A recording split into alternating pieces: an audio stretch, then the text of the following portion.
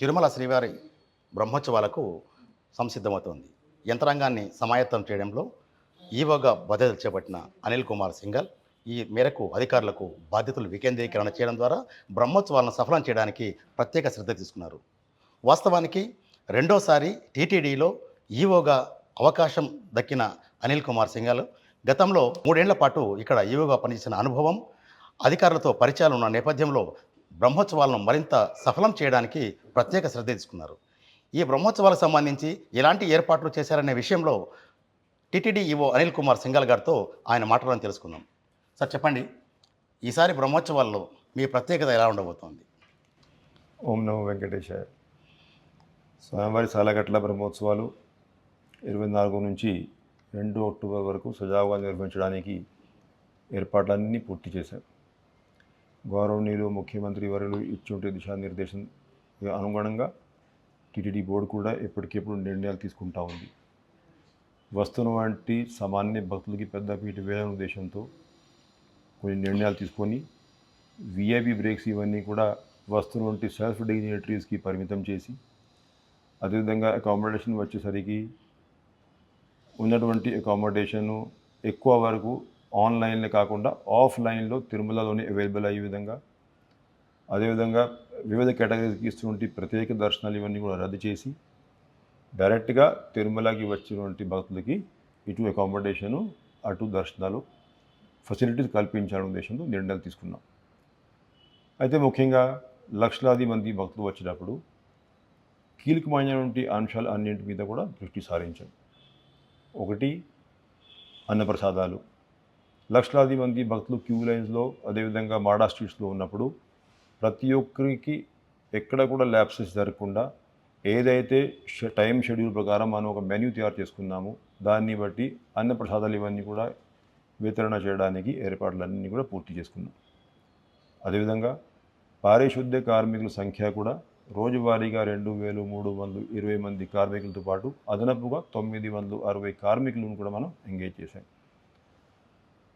ఎప్పుడైనా ఎక్కడైనా ఆరోగ్యపరమైనటువంటి ఇబ్బందులు వస్తే 50 మంది మెడికల్, 60 మంది పారామెడికల్ స్టాఫ్, కావాల్సినటువంటి మెడిసిన్స్, అదేవిధంగా అంబులెన్స్ ఇవన్నీ కూడా అందుబాటులో పెట్టుకొని అరేంజ్మెంట్స్ అన్నీ పూర్తి చేశాం.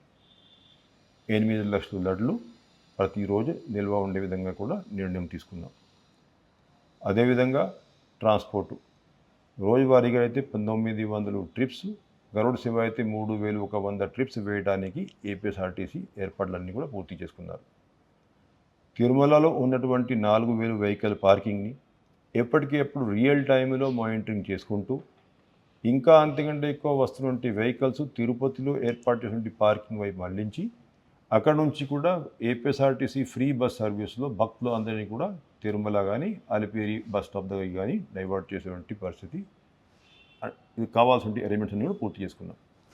అదేవిధంగా పైన కూర్చున్నటువంటి మాడా సీట్స్లో కూర్చున్నటువంటి భక్తుల కోసం లక్షలాది వాటర్ ప్యాకెట్స్, వాటర్ బాటిల్స్, అదేవిధంగా మజ్జిగ ప్యాకెట్స్, అదేవిధంగా పాలు ఇవన్నీ అరేంజ్మెంట్స్, బిస్కెట్ ప్యాకెట్స్ ఇవన్నీ కూడా ఏర్పాట్లు యాజ్ పర్ ప్లాన్ పూర్తి చేసుకున్నాం. వీళ్ళందరికీ దాదాపు 3500 మంది శ్రీవారి సేవకులు కూడా సేవలు అందిస్తున్నారు.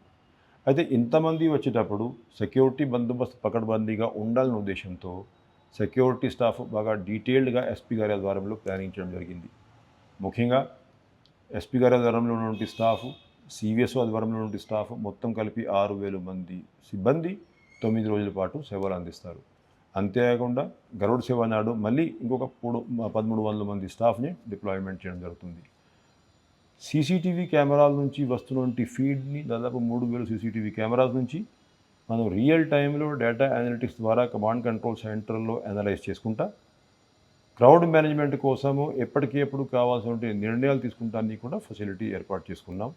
సో దాట్ ఎక్కడ కూడా క్రౌడ్ ఎక్కువ బిల్డప్ అయిపోయి భక్తులు ఇబ్బంది పడవద్దు. ఎప్పటికెప్పుడు క్రౌడ్ని ఎటు డైవర్ట్ చేసుకోవాలా దానికోసం క్రిటికల్ డిసిజన్స్ కోసం ఈ ఫీడ్ని మనం ఉపయోగించబోతున్నాం.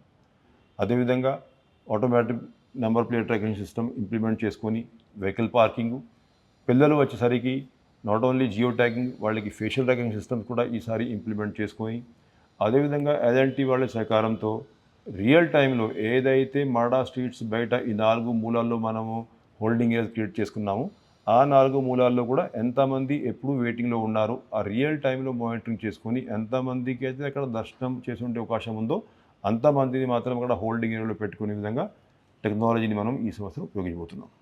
Right sir. ఈసారి బ్రహ్మోత్సవాలకి డెకరేషన్ చేయడంలో పూలు ఎన్ని వాడుతున్నారు? దీనికి డోనర్స్ ఏమైనా ఉన్నారా? దీనికి సంబంధించిన ఏర్పాట్లు ఏ మేరకు జరిగాయి సార్? పుష్పాలంకరణల కోసము దాదాపు 60 మీట్రిక్ టన్నులు పుష్పాలు ఈ 9 రోజుల పాటు దేవాలయంలో అవసరం.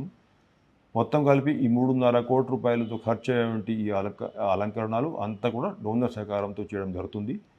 అదేవిధంగా అటు సైడ్ ఇంజనీరింగ్ వర్క్స్ ఇవన్నీ కూడా 9.5 కోట్ల రూపాయలు సివిల్ ఇంజనీరింగ్ వర్క్స్, 5.5 కోట్ల రూపాయలేమో ఎలక్ట్రికల్ డిపార్ట్మెంట్ కోసం కావాల్సినటువంటి వర్క్స్ విద్యుత్ దీపాలంకరణ ఇవన్నీ కలుపుకొని 15 కోట్ల రూపాయలు వర్క్స్ టీడీ బోర్డు శాంక్షన్ చేసి అవన్నీ కూడా ఇప్పుడు పూర్తి చేయడం జరిగింది.